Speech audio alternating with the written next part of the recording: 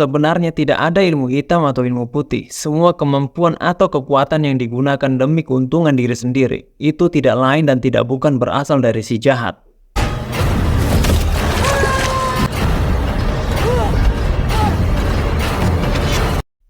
Salve, kembali lagi dengan saya Bang Ber. Video kali ini kita akan kembali membahas film horor. Tapi film horor kali ini bertema tentang pesugihan yang berjudul Di Ambang Kematian. Mungkin kalian sudah menonton film ini di bioskop yang sempat viral itu kan. Dan di video ini kita akan berfokus membahas pesugihan dan apa yang menjadi misi setan dalam kehidupan nyata. Oke, tanpa berlama-lama lagi, siapkan kopi kalian dan mari kita mulai. Film Di Ambang Kematian ini menceritakan tentang seorang wanita bernama Nadia yang mengetahui kalau ayahnya telah melakukan perjanjian darah dengan sosok iblis yang menuntut tumbal nyawa, sampai-sampai keluarganya yang harus menjadi korban. Film ini mengangkat cerita yang ditulis oleh sebuah akun Twitter bernama Zero Point, yang katanya sih diangkat berdasarkan kisah nyata. Di tweetnya tersebut, ia menceritakan kalau si kepala keluarga atau si bapaknya Nadia ini telah melakukan sebuah perjanjian dengan iblis untuk memperkaya diri, yang biasa kita kenal dengan pesugihan. Dan nama pesugihannya itu sendiri mungkin sudah sangat familiar di beberapa daerah, yaitu pesugihan kandang bubrah. Tapi ada beberapa cerita yang beredar kalau pesugihan kandang bubrah ini adalah ilmu putih. Yang konon katanya pesugihan ini tidak akan menuntut tumbal nyawa. Adapun menuntut nyawa palingan hanya meminta nyawa dari hewan saja. Nah, awalnya pesugihan yang dilakukan oleh si bapaknya Nadia ini hanya mengorbankan kambing sebagai persembahannya saja. Tapi tiba-tiba si iblis yang menjadi tuannya ini meminta korban manusia sebagai persembahannya. Nah loh, kenapa bisa begitu? Oke, kita akan membahasnya pelan-pelan. Harusnya mati. Bapak nggak mau ada yang curiga dan mencari tahu soal ini. Tapi Mas Yoga terus diteror, Pak. Masalahnya Yoga nggak pernah mau dengerin Bapak.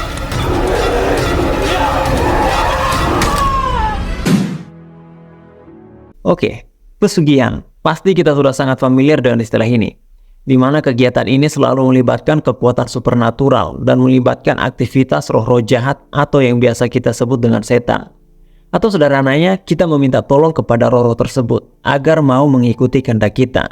Tentu saja dengan beberapa persyaratan khusus yang telah disetujui oleh si pemanggil. Memang sih, dari zaman dahulu manusia ini sudah terbiasa untuk mencari aman dengan bantuan yang berasal dari kekuatan supernatural, kekuatan-kekuatan gaib atau kekuatan sihir, yang sejatinya ilmu tersebut berasal dari setan. Ada beragam alasan kenapa manusia dari zaman dahulu, bahkan di zaman sekarang pun masih menggunakan dan meminta bantuan dari setan ini. Salah satunya karena ingin memperkaya diri. Seperti cerita yang ada dalam film Di Ambang Kematian ini, yang katanya diangkat dari kisah nyata, di mana si pelaku yang melakukan ritual pesugihan kandang bubrah. Nah, ada hal menarik di sini. Ada cerita yang beredar dari beberapa channel YouTube. Katanya, kalau pesugihan kandang bubrah ini adalah ilmu putih yang tidak akan meminta korban nyawa. Tetapi karena satu dan lain alasan, ada yang mengatakan karena ritual yang dilakukan itu salah. Ada pula yang mengatakan karena melanggar perjanjian, atau ada yang tidak sengaja melanggar pantangannya, sehingga akibatnya bisa menjadi sangat fatal. Tapi sebenarnya bukan karena melanggar aturan atau tidak.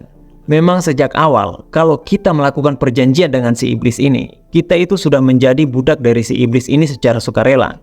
Sama halnya seperti majikan dan budak, di mana majikan bebas melakukan apa saja kepada budaknya. Begitu pula kalau kita menjadikan si iblis ini sebagai sesembahan kita.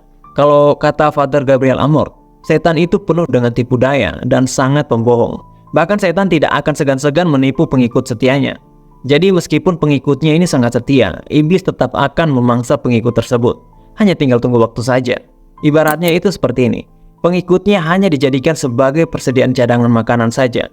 Kalau sewaktu-waktu si iblis ini mau atau lapar, ia akan mulai memangsa pengikut tersebut. Tapi yang menjadi tujuannya sebenarnya supaya manusia ini bisa hidup jauh dari kasih karunia Allah, dan agar manusia terus-menerus hidup dengan melanggar perintah Allah. Nah, praktik pesugihan ini adalah salah satu cara si iblis untuk memenuhi tujuannya itu.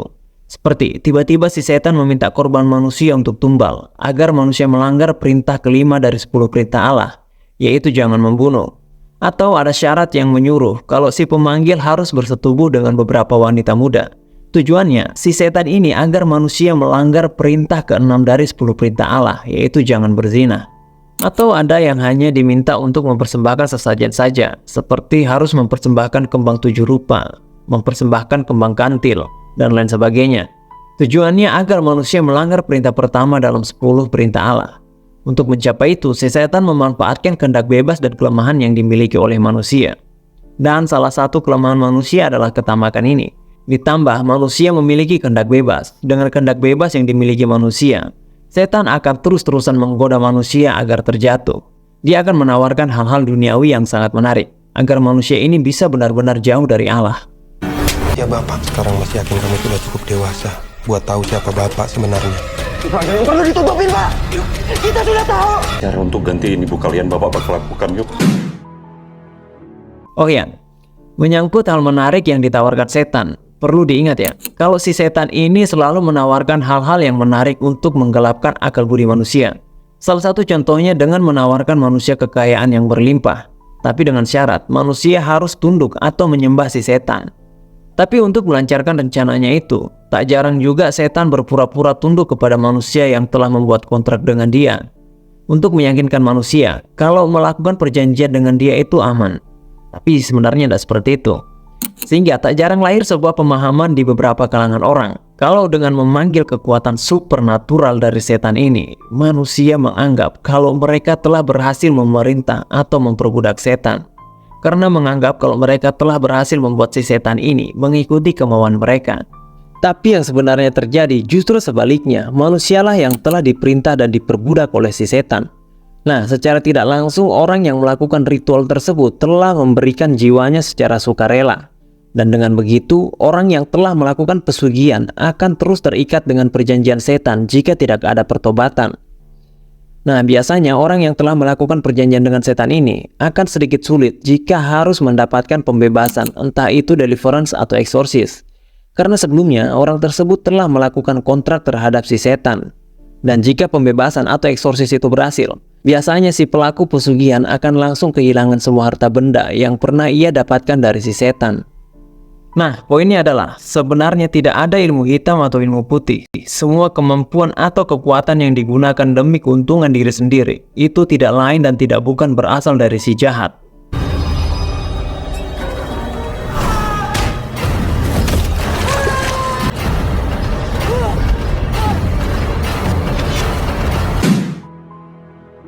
Sekarang kita masuk ke segmen berikutnya. Apa sih tujuan setan sebenarnya? Kenapa dia terus-menerus menggoda manusia, menyesatkan manusia, merasuki manusia, bahkan menyerang manusia secara mental maupun fisik? Apakah setan mempunyai dendam pribadi kepada manusia?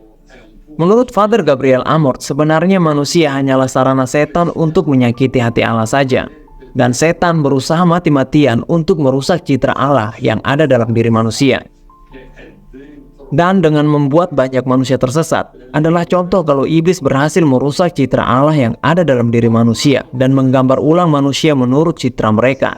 Dan caranya bisa dengan banyak hal. Beberapa contohnya antara lain: pertama, hilangnya rasa keberdosaan. Dalam hal ini, iblis bisa membuat manusia kehilangan rasa keberdosaan, sehingga membuat manusia menganggap kalau apa saja yang mereka lakukan, mereka tetap akan diselamatkan. Dengan begitu, manusia akan tenggelam dalam pola pikir seperti ini. Kalau mereka bisa dengan bebas melakukan dosa, toh mereka merasa tetap akan diselamatkan meskipun banyak melakukan dosa.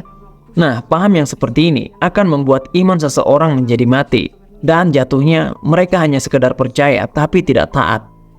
Yang kedua, ini kebalikannya dari yang pertama.